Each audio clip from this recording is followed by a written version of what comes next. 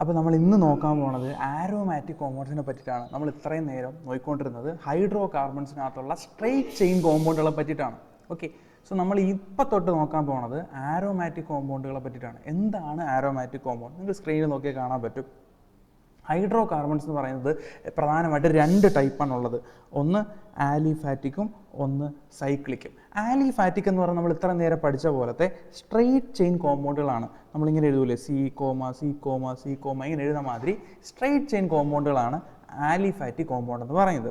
അതേമാതിരി സ്ട്രെയിറ്റ് അല്ലാണ്ട് നമ്മൾ 9ാം ക്ലാസ്സിൽ പഠിച്ചിട്ടുണ്ട്, സ്ട്രെയിറ്റ് അല്ലാണ്ട് കർവായിട്ട് വരുന്ന അല്ലെങ്കിൽ ഒരു എൻ പോയിന്റ്സ് ഇല്ലാത്തതാ ഇതേമാതിരിയൊക്കെ വരുന്ന കോമ്പൗണ്ടുകൾ വിളിക്കുന്ന പേരാണ് സൈക്ലിക് കോമ്പൗണ്ടുകൾ എന്ന് പറയുന്നത്.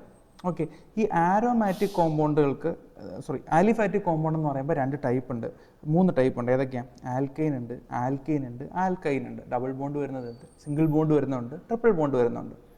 അതേമാതിരി സൈക്ലിക് കോമ്പൗണ്ടുകളെ രണ്ട് ടൈപ്പാണ്, ആലി സൈക്ലിക് കോമ്പൗണ്ടും ആരോമാറ്റിക് കോമ്പൗണ്ടും. ഇതിനകത്ത് ആലി സൈക്ലിക് കോമ്പൗണ്ടിനെ പറ്റിയാണ് നിങ്ങൾ 9ാം ക്ലാസ്സിൽ പഠിച്ചത്.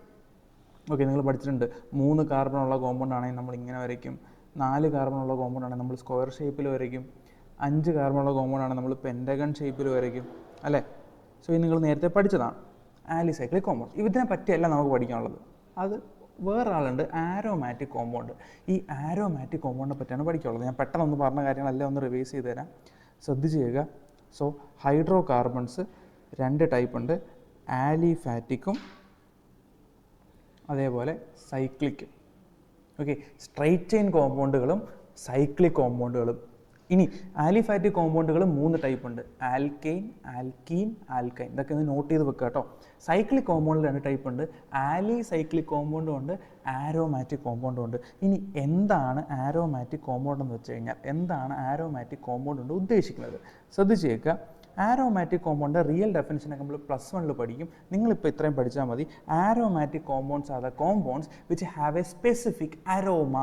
അരോമ മീൻസ് മണം. ഒരു പ്രത്യേക മണം പുറപ്പെടുവിക്കാൻ പറ്റുന്ന കോമ്പൗണ്ടുകളെയാണ് നമ്മൾ ആരോമാറ്റിക് കോമ്പൗണ്ട് എന്ന് വിളിക്കുക. So what do you mean by aromatic compound? Aromatic compounds are the compounds which have a specific aroma. Aroma means smell. അപ്പോൾ സ്പെസിഫിക് അരോമ പുറപ്പെടുവിക്കാൻ പറ്റുന്ന, സ്പെസിഫിക് സ്മെല്ല് പുറപ്പെടുവിക്കാൻ പറ്റുന്ന കോമ്പൗണ്ടുകളെ വിളിക്കുന്ന പേരാണ് ആരോമാറ്റിക് കോമ്പൗണ്ട്. ഇനി ആരോമാറ്റിക് കോമ്പൗണ്ടിൻ്റെ ബിഗ്ഗസ്റ്റ് എക്സാമ്പിളാണ് ബെൻസീൻ എന്ന് പറയുന്നത്. ഇതാരാണ്? ബെൻസീൻ എന്ന് പറയുന്നത്. നമ്മൾ 9ാം ക്ലാസ്സിൽ ബെൻസീനെയൊക്കെ വരയ്ക്കാൻ പഠിച്ചായിരുന്നു. ഒന്നും കൂടെ ഞാൻ പറഞ്ഞുതരാം, വളരെ സിമ്പിളാണ്. ബെൻസീനെ വരയ്ക്കാൻ വേണ്ടി നമ്മൾ ആദ്യം 6 കാർബണുള്ള 6 കാർബൺ വരുമ്പോൾ എന്ത് ഷേപ്പ് നമ്മൾ വരയ്ക്കുക? ഹെക്സഗൺ അല്ലേ? 6 കാർബണുള്ള ഒരു ഹെക്സഗൺ വരയ്ക്കുക. C C C C C C. ഇത് വരയ്ക്കാൻ പറ്റുമല്ലോ എല്ലാവർക്കും? എല്ലാവർക്കും ഈ സാധനം വരയ്ക്കാൻ പറ്റില്ല. ഹെക്സഗൺ എന്ന് പറയുമ്പോൾ ഈ ഷേപ്പാണുള്ളത്. അതുകൊണ്ടാണ് നമ്മൾ ഇങ്ങനെ 6 കാർബൺ വെച്ച് വരച്ചത്. അപ്പോൾ ഒന്നുകൂടെ വരയ്ക്കാം, ശ്രദ്ധിച്ച് കേൾക്കുക. ഇത് വരയ്ക്കാൻ പഠിക്കേണ്ടത് ഭയങ്കര ഇമ്പോർട്ടൻ്റ് ആണ്. C C. ഓക്കെ, അപ്പോൾ ഇത് ഈ ഷേപ്പായി. ഇനി ഇങ്ങോട്ട് താഴോട്ട് 2 ഷേപ്പ്, സി സി. ഇനി ഇതിൻ്റെ കൂടെ കൂട്ടി യോജിപ്പിക്കണം, സി. ഓക്കെ, ഇതിനെയാണ് നമ്മൾ സൈക്ലോ ഹെക്സേൻ എന്ന് വിളിക്കുന്നത്. ഇനി ഇങ്ങനെ കാർബൺ വരച്ചതിന് ശേഷം നമ്മൾ ഓൾട്ടർനേറ്റ് ആയിട്ട് ഡബിൾ ബോണ്ട് കൊടുക്കണം. എന്ത് കൊടുക്കണം? ഓൾട്ടർനേറ്റ് ആയിട്ട് ഡബിൾ ബോണ്ട് കൊടുക്കും. What do you mean by alternate? Alternate എന്ന് വെച്ചാൽ എന്താണ്? അടുപ്പിച്ചല്ലാണ്ട് ഒന്നടവിട്ട് ഡബിൾ ബോണ്ട് കൊടുക്കുക. ഫോർ എക്സാമ്പിൾ, ഞാൻ സപ്പോസ് ഇവിടെ ഡബിൾ ബോണ്ട് കൊടുത്തു എന്ന് വിചാരിക്കുക, അടുത്ത ഇവിടെ കൊടുക്കരുത്, അടുത്ത ആൾക്ക് കൊടുക്കുക. കണ്ടോ? ഇനി ഇവിടെ കൊടുക്കരുത്, അടുത്ത ആൾക്ക് കൊടുക്കുക. ഇതാണ് ഓൾട്ടർനേറ്റ് ഡബിൾ ബോണ്ട് എന്ന് പറഞ്ഞാൽ. നിങ്ങൾക്ക് എങ്ങനെ വേണമെങ്കിലും കൊടുത്തു തുടങ്ങാം. അതാ സപ്പോസ് ഞാൻ നേരത്തെ ഇവിടെ നിന്നാണ് തുടങ്ങിയത്, എനിക്ക് വേണമെങ്കിൽ ഇവിടെ നിന്ന് തുടങ്ങാം. ഇവിടെ തുടങ്ങിക്കഴിഞ്ഞാൽ ഇവിടെ കൊടുക്കരുത്, ഇവിടെ കൊടുക്കുക, ഇവിടെ കൊടുക്കരുത്, ഇവിടെ കൊടുക്കുക. സോ ഇങ്ങനെയാണ് നമ്മൾ ബെൻസീനെ വരയ്ക്കുന്നത്. മനസ്സിലായോ? ഓൾട്ടർനേറ്റ് ഡബിൾ ബോണ്ട്സ് കൊടുക്കുക. ഇനി ഇതിനകത്ത് ഹൈഡ്രജൻ ഒന്ന് ഫില്ല് ചെയ്യാൻ വേണ്ടി ശ്രമിക്കാം. ഒന്ന് നോക്കേടാ, ഇതാ 1 2 3. ഈ കാർബൺ 1 2 3 ബോണ്ട് പോയി. ബാക്കി ഇനി എത്ര ബോണ്ടാണ് ഉള്ളത്? ഒരേ ഒരു ബോണ്ടല്ലേ ഉള്ളൂ. So hydrogen. ഈ കാർബൺ നോക്കിയേ, 1 2 3 ബോണ്ട് പോയി. ബാക്കി ഇനി എത്ര ബോണ്ടാണ് ഉള്ളത്? ഒരു ബോണ്ട്, ഹൈഡ്രജൻ. അങ്ങനെ ഓരോ കാർബണും ഓരോ ബോണ്ട് വെച്ചാണുള്ളത്. Hydrogen hydrogen hydrogen. ഇതിനെയാണ് നമ്മൾ എന്ത് വിളിക്കുക? ബെൻസീൻ എന്ന് വിളിക്കുക. ഇതിനെയാണ് നമ്മൾ എന്ത് വിളിക്കുക? ബെൻസീൻ എന്ന് വിളിക്കുക. വേണമെങ്കിൽ നമുക്കിതിനെ ചുരുക്കിയതാ ഇങ്ങനെയൊക്കെ എഴുതാൻ പറ്റും. ഇതാണ് ബെൻസീൻ. കേട്ടോ, ഇതാണ് ബെൻസീൻ. നമുക്ക് വേണമെങ്കിൽ ഇതിനെ ചുരുക്കിയിട്ട്, നമുക്ക് ചുരുക്കിയിട്ട് വേണമെങ്കിൽ ഇതാ ഇങ്ങനെ എഴുതാൻ പറ്റും. നിങ്ങൾ കണ്ടോ? CH CH C അല്ല ഞാൻ അത് സി എച്ച് തന്നെ എഴുതി കാണിച്ചു തരാം. സി സി ഓക്കെ, ഇതാണ് നമ്മളെ സൈക്കിൾ സ്ട്രക്ചർ. എന്നിട്ട് ഓൾട്ടർനേറ്റ് ഡബിൾ ബോണ്ട്സ് കൊടുക്കുക. 1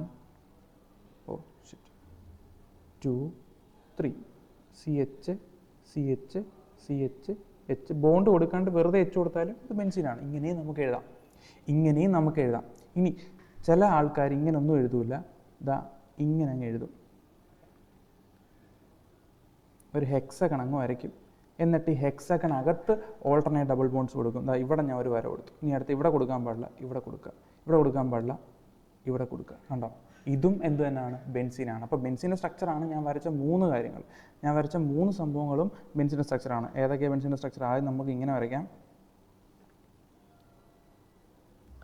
സി സി, ഇതും ബെൻസീൻ തന്നെയാണ്. Okay, H alternate double bonds കൊടുക്കുക. 1 2 3 H H H H H. ഇനി ഇതിനെ നമുക്ക് ഇങ്ങനെയും വരയ്ക്കാം.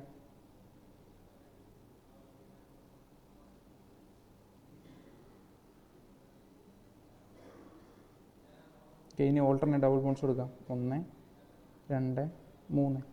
ഇതും ബെൻസീനാണ്. ഇനി ഇതിനെ നമുക്ക് വേണമെങ്കിൽ ഇങ്ങനെയും വരയ്ക്കാം. നമുക്ക് കാർബൺ ഒന്നും വരയ്ക്കാണ്ട് ഡയറക്റ്റ് ഒരു ഹെക്സഗൺ വരയ്ക്കുക. ഇനി ഹെക്സഗൺ വരച്ചതിന് ശേഷം ഓൾട്ടർനേറ്റ് ഡബിൾ ബോണ്ട്സ് കൊടുക്കുക. 1 2 3. ഇതും എന്ത് തന്നെയാണ്? ബെൻസീൻ തന്നെയാണ്. ഈ ബെൻസീനെ തന്നെ നമുക്ക് ഇങ്ങനെ വരയ്ക്കാം. ഞാനിപ്പോൾ ഇവിടെ അല്ലേ ബോണ്ട് കൊടുത്തേ, ഇനി ഞാൻ ഇവിടെ ബോണ്ട് കൊടുക്കട്ടെ. 1 2 3. കണ്ടോ? ഇതെല്ലാം എന്തിൻ്റെ സ്ട്രക്ചറാണ്? ബെൻസീൻ്റെ സ്ട്രക്ചറാണ്. ബെൻസീൻ വളരെ ഇമ്പോർട്ടൻ്റ് ആണ്. ഇനി ബെൻസീൻ്റെ മോളിക്കുലാർ ഫോമുല എന്ന് എഴുതി നോക്കിയാൽ ബെൻസീൻ്റെ മോളിക്കുലാർ ഫോമുല.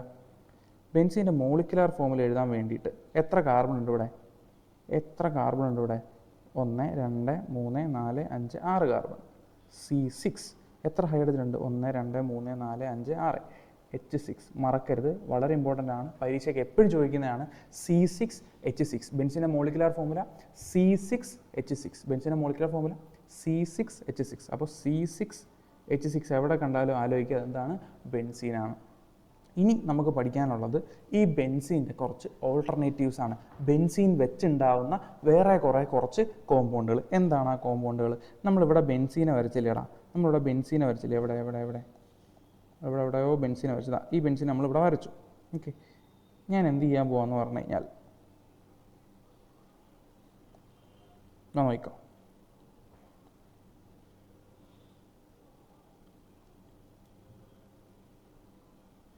ഓക്കെ, അത് വരുന്നില്ല, നമുക്കൊന്നുകൂടെ വരയ്ക്കാം. ഞാനിവിടെ ബെൻസീനെ വരച്ചു. സി സി, ഇതാണ് ബെൻസീൻ അല്ലേ? Alternate double bonds 1 2 3. H H H H H H. ഇതാണല്ലോ ബെൻസീൻ. ഞാൻ എന്താ ചെയ്യാൻ പോകുന്നത് പറഞ്ഞു കഴിഞ്ഞാൽ ഇവിടെ ഇരിക്കുന്ന ഈ ഒരു എച്ചിനെ കണ്ടോ? ഈ ഒരു എച്ചിനെ കണ്ടോ? ഈ ഒരു എച്ചിനെ ഞാനങ്ങ് എടുത്ത് കളയാൻ പോവാണ്. ഈ ഒരു എച്ചിനെ ഞാനങ്ങ് എന്ത് ചെയ്യാൻ പോവാണ്? എടുത്ത് കളയാൻ പോവാണ്. എന്നിട്ട് ആ എച്ചിന് പകരം ഞാൻ അവിടെ ഒരു OH വെച്ച് കൊടുക്കുവാണ്. നിങ്ങൾക്കറിയാം OH എന്ന് വെച്ചാൽ എന്താ? OH എന്ന് വെച്ചാൽ എന്താ? ആൽക്കഹോളാണ്. ആൽക്കഹോളാണ്. നമ്മൾ നേരത്തെ പഠിച്ചിട്ടുണ്ട് ഫങ്ഷണൽ ഗ്രൂപ്പ്. നേരത്തെ നമ്മൾ സ്ട്രെയിറ്റ് ചെയിനിൽ ഒരു എച്ചിനെ എടുത്ത് കളഞ്ഞിട്ട് അവിടെ ഒരു ഫങ്ഷണൽ ഗ്രൂപ്പ് വെച്ച് കൊടുത്ത മാതിരി ബെൻസീൻ റിങ്ങിനകത്തുനിന്ന് ഒരു എച്ചിനെ എടുത്ത് കളഞ്ഞതിന് ശേഷം അവിടെ നമ്മൾ എന്ത് വെച്ച് കൊടുക്കണം? OH വെച്ച് കൊടുക്കുകയാണ്. അങ്ങനാണെന്നുണ്ടെങ്കിൽ ഇവൻ്റെ പേര് പിന്നെ ബെൻസീൻ എന്നല്ല, ഇവൻ്റെ പേര് നോക്കി വെച്ചോ, പിന്നെ നമ്മൾ വിളിക്കാൻ പോണത് എന്താണ്? ഫീനോൾ എന്നാണ്. ഫീനോൾ. അപ്പോൾ ബെൻസീൻ റിങ്ങിനകത്ത് ഒരു എച്ചിനെ മാറ്റി പകരം നമ്മളൊരു OH എടുത്ത് വെച്ച് കൊടുത്തു കഴിഞ്ഞാൽ അതിനെ നമ്മൾ വിളിക്കുന്ന പേരാണ് ഫീനോൾ. ഇതിനെ നമുക്ക് വേണമെങ്കിൽ ഇങ്ങനെ വരയ്ക്കാം. ഇത് ബെൻസീനല്ലേ? ഇത് ബെൻസീനല്ലേ അല്ലേ? ഇത് ബെൻസീനല്ലേ? ഈ ബെൻസീനകത്ത് എന്ത് ചെയ്യുക? ഒരു OH അങ്ങ് വെച്ച് കൊടുക്കുക. ഇതും എന്ത് തന്നെയാണ്? ഫീനോൾ തന്നെയാണ്. ഇതെന്ത് തന്നെയാണ്? ഫീനോൾ. ഇനി ബെൻസീൻ നമുക്ക് വേറെ രീതിയിൽ സൂചിപ്പിക്കാം കേട്ടോ. ഇത്രയൊന്നും വരച്ച് കഷ്ടപ്പെടാണ്ട് ഇങ്ങനൊരു ഹെക്സഗൺ വരച്ചതിന് ശേഷം നടുക്കൊരു ഓട്ട ഇട്ടാലും എന്താണ്? ബെൻസീനാണ്. അപ്പോൾ ഇതും ബെൻസീൻ, ഇത് ഫീനോളാണ്, ഇതും ഫീനോളാണ്. ഇനി ഇങ്ങനെ വരച്ചാലും ഫീനോളാണ്, ഇതും ഫീനോളാണ്. നല്ലോണം വരയ്ക്കാം. ഇതും എന്ത് തന്നെയാണ്? ഫീനോൾ തന്നെയാണ്. ഞാൻ പറഞ്ഞാൽ മനസ്സിലാവുന്നുണ്ടോ? സോ ബെൻസീൻ റിങ്ങിനകത്ത് നിന്ന് ഒരു എച്ചിനെ മാറ്റിയതിന് ശേഷം പകരം ഒരു OH വെക്കുവാണെങ്കിൽ അതിനെ നമ്മൾ വിളിക്കുന്ന പേരാണ് ഫീനോൾ. ഇനി ബെൻസീൻ റിങ്ങിനകത്ത് നമ്മൾ ഇതാണ് ഫീനോൾ കേട്ടോ. ഇനി ബെൻസീൻ റിങ്ങിനകത്ത് നമ്മൾ ഒരു എച്ചിനെ മാറ്റിയതിന് ശേഷം പകരം നമ്മൾ COOH ആണ് വിളിക്കുന്നതെന്നുണ്ടെങ്കിൽ അവനെ വിളിക്കുന്ന പേരാണ് ബെൻസോയിക് ആസിഡ്. ഓയിക് ആസിഡ് എടുത്ത പോരെ, ബെൻസോയിക് ആസിഡ് എന്ന് പറയുന്നത്. അപ്പോൾ ബെൻസീൻ റിങ്ങിനകത്ത് ഇതാണ് നമ്മുടെ ബെൻസീൻ റിങ് അല്ലേ. ഈ ബെൻസീൻ റിങ്ങിനകത്ത് നമ്മൾ എന്ത് ചെയ്യുന്നു, COOH വെച്ച് കൊടുത്തു കഴിഞ്ഞാൽ അവനെ വിളിക്കുന്ന പേരാണ് ബെൻസോയിക് ആസിഡ്. വിളിക്കുന്ന പേരാണ് ബെൻസോയിക് ആസിഡ്. ഓക്കെ, ഇനി ഇവരുടെ കെമിക്കൽ ഫോർമുല പറയാം. ഇതാണ് നമ്മുടെ ഫീനോൾ അല്ലേ. ഫീനോൾ എങ്ങനെ വരയ്ക്കുക? 1, 2, 3. Okay, phenol OH.